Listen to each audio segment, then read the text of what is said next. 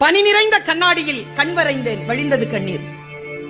நம்மை போலவே நடித்து காட்டுகிறது நம் நிழல். அந்த மயானத்திற்கு உயிர் தந்தது ஒரு பிணம். பலூன் விற்கும் சிறுமிக்கும் அதை வாங்கும் வயதுதான். எந்த கிளி ஏமாற்றி சென்றதோ தாடியுடன் இருக்கிறது ஆலமரம். வாயை கிழித்த பின்னும் தொடர்ந்து பேசுகிறது கடிதம். லாரி நிறைய மரம், இரையுடன் கூட்டை தேடும் தாய்க்குருவி. காற்றுக்கு சலிப்பதே இல்லை, ஒரே புத்தகத்தை 1000 முறை புரட்டுகிறது. இலையின் நடனம், அதே காற்று, இலையின் மரணம். சரிந்த மேம்பாலம், இழிபாடுகளுக்கு இடையில் சிக்கியது ஊழல்.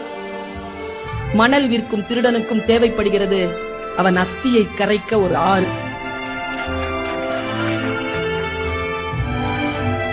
பெருங்கடலை அசைத்துக் கொண்டிருக்கிறது மீன் குஞ்சின் சின்ன துடுப்பு. காக்கை கூட்டில் காத்திருக்கும் இசை, குயில் முட்டை. ஊதாங்குழல் இசைக்கிறாள் அம்மா, நடனமாடுகிறது நெருப்பு.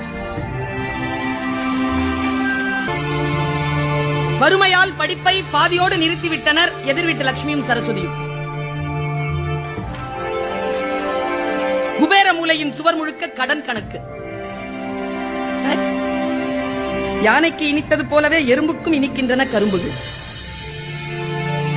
குழியில் விழுந்த யானை ஏறி செல்லும் எறும்பை வியப்புடன் பார்க்கிறது. படத்தில் இருந்தாலும் ஆணி அடித்தே மாட்டப்படுகிறார் சிலுவையில் இயேசு.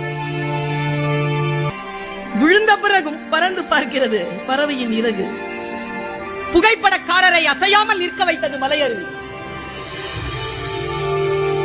மயிலிறகு குட்டி போட்டது பள்ளியின் நினைவுகளை.